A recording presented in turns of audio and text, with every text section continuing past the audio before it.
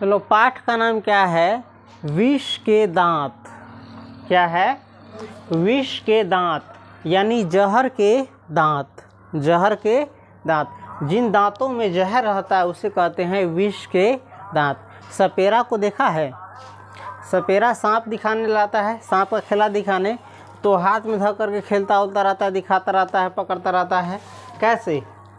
क्या उस सांप में जहर नहीं होता है? होता है, लेकिन पहले ही जो जहर का दांत होता है उन सांपों को सपेरा क्या करता है? तोड़ देता है। तब उसके साथ क्या करता है? खेला दिखाता है। नहीं तो एक बार डसेगा तो इसका खेला खत्म। समझ गया? तो पाठ का नाम है विष का दांत और इसके लेखक कौन है? नलिन विलोचन शर्मा। इसके लेखक कौन है? नलिन विलोचन शर्मा। किताब में देख सकते हो, ये जो पिक्चर दिया गया है किसका है? नलिन विलोचन शर्मा जी का। इसी के बारे में पढ़ेंगे और हम पहले ही बता चुके हैं कि आपके किताब में जितने भी चैप्टर है और उसके जो लेखक का जीवनी है यानी लेखक परिचय, वो बहुत ज़्यादा ज़रूरी है। पाठ से ज़्यादा क्वेश्चन आता है किससे? लेखक परिचय में से। इसीलिए इसको अनदेखा करने की भूल नहीं करना। जिस प्रकार से बता रहे हैं उस प्रकार से किताब में रीडिंग के साथ भी और जो बताए हैं वो भी क्या करना? याद रखना, है ना। क्योंकि एग्ज़ाम आने वाला है 2027 में, है ना। उसकी तैयारी पहले से ही करना है ताकि उस समय टेंशन नहीं हो, है ना झूल के परिमेय संज्ञा किससे कहते हैं रात भर, वो ऐसा नहीं करना पड़े। इसलिए तैयारी कैसे रखो? पहले से ही कंप्लीट रखो। तो चलो शुरू करते हैं। नलिन विलोचन शर्मा का जन्म 18 फरवरी 1916 ईस्वी में पटना के बदरघाट में हुआ। देखो, नलिन विलोचन शर्मा का जन्म कब हुआ? 18 फरवरी 1916 को। कब हुआ? 18 फरवरी 1916 को। कहाँ हुआ? तब पटना के बदरघाट में। कहाँ हुआ? पटना के बदरघाट में। देखो, बंदरघाट नहीं दिया हुआ है, सीधे दिया हुआ है बदरघाट में। कहाँ पर जन्म हुआ? पटना के बदरघाट में। पटना यानी पटना जिला है ना, बिहार का राजधानी भी है। तो इसी के बदरघाट नामक स्थान पर क्या हुआ? इनका जन्म हुआ, है ना। वे जन्मना भोजपुरी भाषी थे। किताब को भी पढ़ाते हुए चलते हैं ताकि अच्छे से कंप्लीट तैयारी हो जाए, है ना। सिर्फ ये बोर्ड पर लिखा हुआ उतना ही नहीं। वे जन्मना भोजपुरी भाषी थे। जन्म से ही किस भाषा के थे वे? भोजपुरी। किस भाषा के थे? भोजपुरी। वे दर्शन और संस्कृत के प्रख्यात विद्वान महामहो उपाध्याय पंडित राम अवतार शर्मा के ज्येष्ठ पुत्र थे। देखो, इनके पिताजी का नाम क्या था? नलिन विलोचन शर्मा जी के पंडित राम अवतार शर्मा। पंडित राम अवतार शर्मा इनके क्या थे? ये ज्येष्ठ पुत्र थे। कौन पुत्र थे? ज्येष्ठ, यानी सबसे जेठ का बेटा। नलिन विलोचन शर्मा क्या थे? ज्येष्ठ पुत्र थे, यानी जेठ बेटा थे। समझ गए? और इनके जो पिता थे किसके जब प्रख्यात विद्वान थे? फेमस विद्वान थे दर्शन और संस्कृत के। किसके? देखो, दर्शन और संस्कृत भाषा के क्या थे ये? संस्कृत के भाषा के ना, संस्कृत के क्या थे ये? विद्वान थे। किनके पिता? नलिन विलोचन शर्मा के। दर्शन को इंग्लिश में कहते हैं फिलॉसफी। क्या कहते हैं? फिलॉसफी। देखो, जो जीवन को समझने में मदद करे, है ना, उसी को कहा जाता है दर्शन या फिलॉसफी। और संस्कृत जानता ही है, कहने की ज़रूरत नहीं है। माता का नाम रत्नावती शर्मा था। नलिन विलोचन शर्मा जी की माता जी का नाम क्या था? रत्नावती शर्मा। क्या था? नलिन विलोचन शर्मा के माता का नाम क्या था? रत्नावती शर्मा। देखो, बोर्ड पर देखो, जो पढ़ा रहे उस पर ध्यान दो, क्योंकि घर जाके ये तो रीडिंग कभी भी कर सकता है, इसलिए यहाँ पर फोकस करो। उनके व्यक्तित्व निर्माण में पिता के पांडित्य के साथ उनकी प्रगतिशील दृष्टि की भी बड़ी भूमिका थी। देखो, इनके व्यक्तित्व के निर्माण में, नलिन विलोचन शर्मा के पर्सनालिटी बनाने में, क्या बनाने में? पर्सनालिटी बनाने में जो है ना, इनके पिता के पांडित्य, पिता जो विद्वान थे उसका भी और इनके खुद का भी प्रगतिशील दृष्टि की बड़ी भूमिका थी, है ना। उनकी स्कूल की पढ़ाई पटना कॉलेजिएट स्कूल से हुई। परीक्षा में पूछ सकता है, नलिन विलोचन शर्मा के स्कूल की पढ़ाई कहाँ से हुई? तो पटना कॉलेजिएट स्कूल से। कहाँ से हुई? पटना कॉलेजिएट स्कूल से। और पटना विश्वविद्यालय से उन्होंने संस्कृत और हिंदी में एमए किया। और पटना विश्वविद्यालय से, किस विश्वविद्यालय से? पटना विश्वविद्यालय से। सब कुछ बोर्ड पर नहीं लिखा जा सकता है, इसलिए किताब का सहारा लेना। बाद में ये देखने के बाद किताब की भी रीडिंग करना घर पर बैठ के, समझ गया? टाइम वेस्ट मत करना। उनकी स्कूल की पढ़ाई पटना कॉलेजिएट स्कूल से हुई। जैसे हम लोग की स्कूल की पढ़ाई कहाँ से हुई? प्राथमिक विद्यालय अररिया से, या मिडिल स्कूल जयनगर से, हाई स्कूल सोनबरसा से। इसी प्रकार से तुम्हारा भी हुआ होगा। तो इनके स्कूल की पढ़ाई कहाँ से हुई? पटना कॉलेजिएट स्कूल से। और पटना विश्वविद्यालय से, किस विश्वविद्यालय से? पटना विश्वविद्यालय से उन्होंने संस्कृत और हिंदी में, किसमें? संस्कृत में भी और हिंदी में भी क्या किया? एमए किया। क्या किया? एमए किया। एमए को कहते हैं मास्टर ऑफ आर्ट्स। क्या कहते हैं? Master of arts. और बीए भी होता है, बीए सुनता है बराबर, बीए होता है बैचलर ऑफ आर्ट्स। समझ गए? वे हरप्रसाद दास जैन कॉलेज आरा, रांची विश्वविद्यालय और अंत में पटना विश्वविद्यालय के प्राध्यापक रहे। देखो, ये प्राध्यापक रहे, शिक्षक रहे, किस कॉलेज के? हरप्रसाद दास जैन कॉलेज जो आरा में पड़ता है, और रांची विश्वविद्यालय में भी, और अंत में पटना विश्वविद्यालय में भी ये क्या रहे? प्राध्यापक रहे। सन 1959 ईस्वी में वे पटना विश्वविद्यालय के हिंदी विभाग के, सन 1959 ईस्वी में वे पटना के हिंदी विभाग के, किसके? हिंदी विभाग के अध्यक्ष हुए। और मृत्यु पर्यंत देखो, इनका निधन हुआ कब? 12 सितंबर 1961 को। कब हुआ? 12 सितंबर 1961। जब तक ये जीवित रहे, है ना, तब तक इस पद पर बने रहे। पटना विश्वविद्यालय के हिंदी विभाग के अध्यक्ष पद पर बने रहे। अंत में हम इसको संक्षेप में एक बार फिर से दोहरा देंगे। हिंदी कविता में कविता जानता है ना? हिंदी कविता में प्रपद्यवाद के प्रवर्तक यानी अगुवाई और नई शैली के आलोचक नलिन जी की रचनाएं इस प्रकार है ना? नलिन जी की रचना देखिए, रचना कहते हैं कृति को, रचना को, यानी इन्होंने जो चीज़ लिखा। जैसे ये जो हम पाठ पढ़ रहे हैं विष के दांत, इसके लेखक कौन है?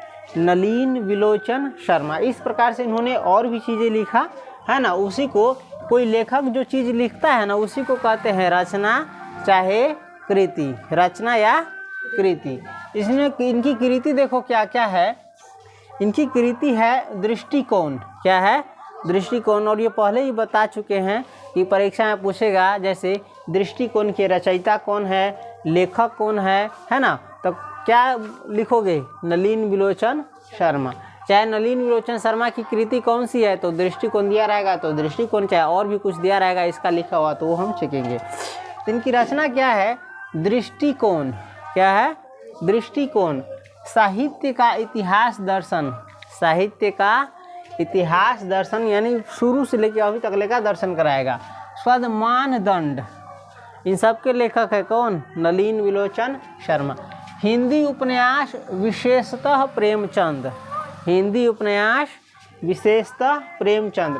उसके बाद साहित्य तत्व और आलोचनात्मक ग्रंथ है ये। साहित्य तत्व और आलोचनात्मक ग्रंथ। देखो यहाँ से यहाँ तक एक ही है, जिस प्रकार से दृष्टिकोण एक है उस प्रकार से ये एक है। उसके बाद है विष के दांत, जो हम पढ़ेंगे, है ना। विष के दांत के लेखक कौन है? चाहे रचनाकार कौन है, चाहे रचयिता कौन है ना, चाहे कहानीकार कौन है, तो नलिन विलोचन शर्मा, है ना। विष के दांत तथा 17 असंग्रहित पूर्व छोटी कहानियाँ, कहानी संग्रह। विष के दांत इन्होंने लिखा ही है, और 17 वो और छोटी कहानियाँ हैं जो असंग्रहित है, यानी एक साथ उसको किताब में नहीं रखा गया है, छिटपुट है। क्या है? छिटपुट है। केसरी कुमार तथा नरेश के साथ काव्य संग्रह, इनका काव्य संग्रह भी है। किसके साथ? केसरी कुमार और नरेश कुमार के साथ। कौन? नकेन के प्रपद और नकेन, ये दो क्या है? काव्य ग्रंथ, काव्य संग्रह है। उसके बाद है सदल मिश्र ग्रंथावली, सदल मिश्र ग्रंथावली, ये पूरा एक ही है, समझ गया ना। सदल मिश्र ग्रंथावली के रचनाकार कौन है? परीक्षा में इसी प्रकार से पूछेगा। उसके बाद अयोध्या प्रसाद खत्री स्मारक ग्रंथ, तथा संत परंपरा और साहित्य, ये सब के लेखक कौन है? नलिन बिलोचन शर्मा। और ये क्या है? संत परंपरा और साहित्य क्या है? ये संपादित ग्रंथ है। क्या है? यानी एडिट करके। उसके बाद आलोचकों के अनुसार, किसके अनुसार? आलोचकों के अनुसार। कोई चीज़ पर जो आलोचक होते हैं, समीक्षा करते हैं, उसकी अच्छाई बुराई, अच्छा बुरा है ना, कमी बेसी, इस सब के अनुसार, आलोचकों के अनुसार प्रयोगवाद का वास्तविक प्रारंभ, प्रयोगवाद का वास्तविक शुरुआत है ना, नलिन बिलोचन शर्मा की कविताओं से हुआ। प्रयोगवाद का वास्तविक शुरुआत कहाँ से शुरू हुआ? नलिन बिलोचन शर्मा की कविताओं से शुरू हुआ। और उनकी कहानियों में, किनकी कहानियों में? नलिन बिलोचन शर्मा की कहानियों में मनोवैज्ञानिकता के तत्व समग्रता से उभर कर आए। मनोवैज्ञानिकता के तत्व कैसे उभर कर आए? समग्रता से, पूरी तरह से उभर करके आए। मनोवैज्ञानिकता जानता है ना, जैसे हर इंसान के मन की बात, मन को समझना है ना, मन जानता है ना अपने आप का मन, समझा कि नहीं?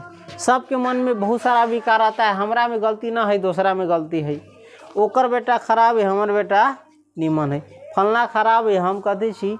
निमन छी। तो ये मनोवैज्ञानिकता होता है ना। हाँ, तो मन जानता है ना, मन का खेल।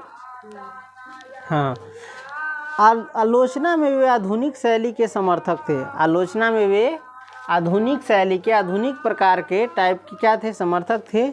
वे कथ्य, शिल्प, भाषा आदि सभी स्तरों पर, वे कथ्य के स्तर पर भी, शिल्प के स्तर पर भी और भाषा के भी स्तर पर नवीनता के आग्रही लेखक थे। यानी पुराने न नया के भी इसमें समाविष्ट करने वाले आग्रही लेखक थे। उनमें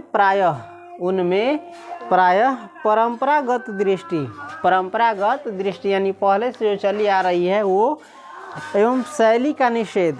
परंपरागत जो शुरू से एक परिपाटी के अनुसार, चिन्ह के अनुसार चल रहा है, वैसी दृष्टि और शैली का क्या था? ये निषेध तथा आधुनिक दृष्टि का समर्थन। ये नए का जो है उसका समर्थन है, पुराने का उसका क्या है? ये निषेध किए हैं। आलोचना की उनकी भाषा गठी हुई संकेतात्मक है। आलोचना की उनकी भाषा जो है किसी चीज़ पर क्या है? गठी हुई है, गढ़ी हुई है अच्छे से और संकेतात्मक है। उन्होंने अनेक पुराने शब्दों को नया जीवन दिया।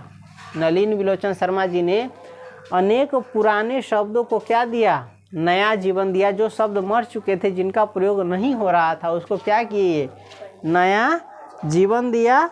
जो आधुनिक साहित्य में पुनः प्रतिष्ठित हुए, जो वर्तमान के साहित्य, आधुनिक साहित्य है, उसमें पुनः उसका प्रयोग किया जाने लगा। आधुनिक कहने का मतलब ये अपना समय के, जब 1916 में जन्म हुआ तो 20 बरस आगे से जोड़ो तो 36 के समय से, अभी से लगभग 90 बरस पहले के समय के कह रहा आधुनिक, समझ गए? यह कहानी विष के दांत तथा अन्य कहानियां नामक संग्रह से ली गई है। देखो, ये परीक्षा में आया भी था। विष का दांत जो है पाठ है, वो किन से लिया गया है? तो याद रखना, विष के दांत लिया गया है विष के दांत तथा अन्य कहानियां नामक कहानी संग्रह से। विष के दांत किन से लिया गया है? विष के ही दांत तथा अन्य कहानियां नामक कहानी संग्रह, जिसमें कहानियों को, बहुत सारे कहानियों को एक साथ लिखा गया है, उसी में से लिया गया है। चाहे कहेगा विष के दांत किससे संकलित है, तो विष के दांत तथा अन्य कहानियां नामक कहानी संग्रह से संकलित है। यह कहानी मध्य वर्ग के अनेक अंतर्विरोधों को उजागर करती है। यह कहानी मध्य वर्ग के अनेक अंतर्विरोधों, जो मने में गुंधुन होइत रही, उसके अंतर्विरोधों को क्या करती है? उजागर करती है। कौन वर्ग के? याद रखना, मध्य वर्ग के। कौन वर्ग के? मध्य वर्ग किसे कहा जाता है मालूम है ना? जो न ज़्यादा धनिक हो न ज़्यादा गरीब हो, तो उसी के जो अंतर्विरोध होता है उसके अंदर, उसको उजागर करती है। कहानी का जैसा ठोस सामाजिक संदर्भ है, वैसा स्पष्ट मनोवैज्ञानिक आशय भी। कहानी का जैसा क्या है? ठोस सामाजिक संदर्भ है। देखो, ये ठोस है, सॉलिड है ना, ये चीज़ हमारे समाज में होता है। जो कहानी हम पढ़ेंगे वो हमारे समाज में होता है, सभी के घरों में होता है। इसलिए क्या है? इसका प्रसंग जो है ठोस है। क्या है? ठोस है। और वैसा ही स्पष्ट, क्लियर मनोवैज्ञानिक आशय भी है ना? धनी के मन का गरीब के मन का जो अति होता है, मनोवृत्ति होता है, जो इंसान के मन का स्वभाव होता है, उसका स्पष्ट इसमें क्या है, क्लियर आशय है।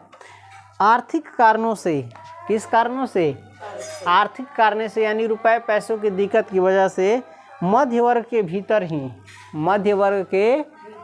ही एक और सेन साहब जैसों की एक श्रेणी उभरती है। मध्य वर्ग के भीतर ही एक और किसकी श्रेणी उभरती है, सेन साहब जैसों की, सेन साहब जैसों की। सेन साहब समझ लो यहाँ कोई धनिक धोरिया गांव में है, उसको सेन साहब की श्रेणी उभरती है। श्रेणी यानी इस जैसे धनिक जैसे लोगों की श्रेणी उभरती है जो अपनी महत्वाकांक्षा यानी एम्बिशन और सफ़ेद पोशी के भीतर, धनिक होता है ना, कोई धनिक होता है ना, उसके बारे में कह रहा है। गांव में बहुत सारे धनिक होता है, उसके वर्ग के बारे में कह रहा है, उसके समूह के बारे में। उसके पास बहुत महत्वाकांक्षा होता है ना, दुनिया का सारा धन हमरा मिल जाए जैसे गांव में होता है। और सफ़ेद पोशी के भीतर, किसके भीतर, यानी सफ़ेद कपड़ा बड़का बड़का ना पहन रहे, सफ़ेद कपड़ा लिबास के भीतर लिंग भेद जैसे, कैसन, लिंग भेद जैसन। लिंग भेद कहते हैं लड़का लड़की में फ़र्क करना, अंतर करना, बेटा को दूसरे नज़रिए से देखना, बेटी को दूसरे नज़रिए से देखना, उसी को कहते हैं सफ़ेद पोशी के भीतर लिंग भेद जैसे कुसंस्कार छिपाए हुए हैं। बढ़िया कपड़ा लिबास में कैसा संस्कार छुपाया हुआ है, कैसा खराब संस्कार छुपाया हुआ है, लिंग भेद जैसा, यानी बेटा बेटी में फ़र्क करने वाला जैसा भेद छुपाया हुआ है। तो दूसरी ओर गिरधर जैसा, कैसा, गिरधर जैसे नौकरी पेशा, जो नौकरी करने वाले होते हैं दूसरे में, गिरधर जैसे नौकरी पेशा निम्न मध्यवर्गीय व्यक्ति की श्रेणी है। एगो तो मध्यवर्गीय है और मध्य वर्ग से भी नीचे की श्रेणी है, किसकी, नौकरी पेशा की, जो दूसरों में क्या करते हैं, नौकरी करते हैं, है ना, काम करते हैं, है ना। गिरधर जैसों की श्रेणी उभरती है निम्न मध्यवर्गीय, जो अनेक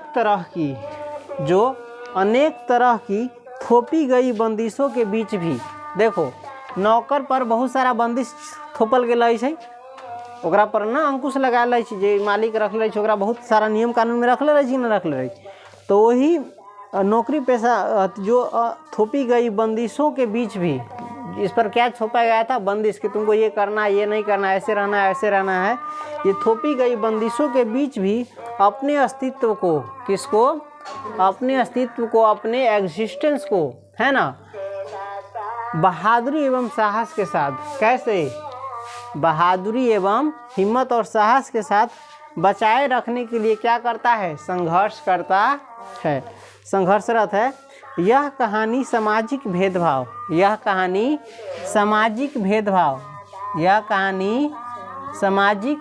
समाज में जो भेदभाव होता है, ऊंच नीच धनी गरीब, है ना, है कि नहीं, सामाजिक भेदभाव, लिंग भेद, समाज में जो लिंग भेद होता है, ना, लड़का लड़की, स्त्री पुरुष, औरत मर्द, इस में फर्क करना, लिंग भेद, आक्रामक स्वार्थ की छाया में पलते हुए, और धनिक देखो अपना बेटा बेटी के बड़ा प्यार दुलार करते रहते, है ना, गरीब के बेटा के टिकी धकेला साड़ देते, अपना बेटा के गलतियों रहते तो कुछ न कहतु, लड़े चले तू लाठी पहना लेके, है ना। तो आक्रामक स्वार्थ की छाया में, अपना बेटा के स्वार्थ या अपना स्वार्थ की छाया में पलते हुए, है ना, प्यार दुलार के, आक्रामक स्वार्थ जेकरा अंदर बहुत स्वार्थ रहे छै, ओई स्वार्थ में पलते हुए प्यार दुलार के, किसके, प्यार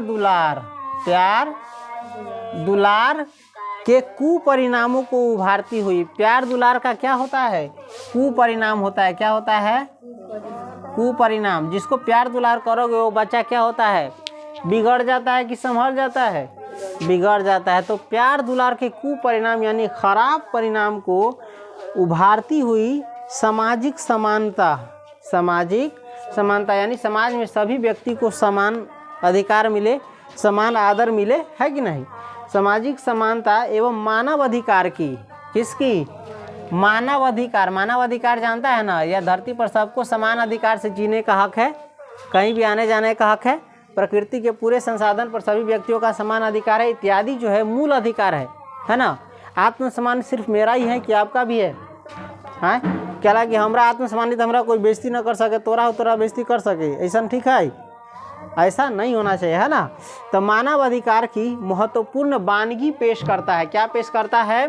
वानगी यानी एक अंश पेश करता है, झलक पेश करता है, समझ गया। अब नलिन विलोचन शर्मा जी के बारे में जो ऑब्जेक्टिव के लिए ज़रूरी है उसको हम एक नज़र से देख लेते हैं, और बाकी जो बताया वो रीडिंग के साथ पूरा कंप्लीट याद करना, समझ गया।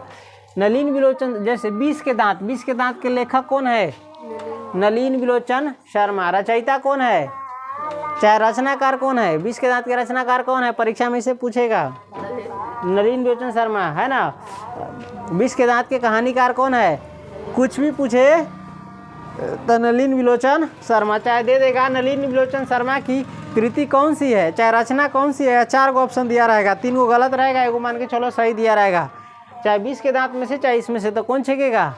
20 के दांत, चाहे इसका जो रचना होगा लिखा हुआ वो, समझ गया। चलो, नलिन विलोचन शर्मा का जन्म कब हुआ? 18 फरवरी 1916 को। कहाँ हुआ? बौदरघाट में। कहाँ हुआ? बौदरघाट में, पटना के बौदरघाट में। पिता का नाम इनका क्या था? पंडित राम अवतार शर्मा। पंडित राम अवतार शर्मा। ये जेठ घर में क्या थे? ये जेठ पुत्र थे। क्या थे? जेठ पुत्र थे। इनकी माता का नाम क्या था? रत्नावती शर्मा। नलिन विलोचन शर्मा की माता का नाम क्या था? रत्नावती शर्मा। उसके बाद निधन इनका कब हुआ? नलिन विलोचन शर्मा जी का 12 सितंबर 1961 को। कब हुआ? 12 सितंबर 1961 को, सही है ना। 12 सितंबर 1961 को। उसके बाद इनकी कृति कौन कौन है तो बता दी है। दृष्टिकोण, साहित्य का इतिहास दर्शन, मानदंड, हिंदी उपन्यास विशेषतः प्रेमचंद, साहित्य तत्व और आलोचनात्मक ग्रंथ, विष के दांत तथा 17 असंग्रहित पूर्व छोटी कहानियाँ, कहानी संग्रह, केसरी कुमार तथा नरेन के साथ काव्य संग्रह, नकेन के प्रपद और नकेन, दो गो है, एगो ई है नकेन के प्रपद है, एगो नकेन, सदल मिश्र ग्रंथावली, अयोध्या प्रसाद खत्री स्मारक ग्रंथ, संत परंपरा और साहित्य, है ना। मुख्य रूप से इसका कृति कौन कौन है जो क्लियर रूप से बुझा रहा है? दृष्टिकोण, साहित्य का इतिहास दर्शन, मानदंड, है ना, विष के दांत, है कि नहीं। चलो, यह कहानी जो है विष के दांत किससे संकलित है या किनसे लिया गया है? तो विष के दांत तथा अन्य कहानियां नामक कहानी संग्रह से। किसे लिया गया है? विष के दांत तथा अन्य कहानियों से लिया गया है, समझ गया। इसके बाद विष का दांत जो है उसको हम पढ़ेंगे। बहुत मज़ेदार चैप्टर है और बहुत कुछ सिखाने वाला है मनोरंजन के साथ।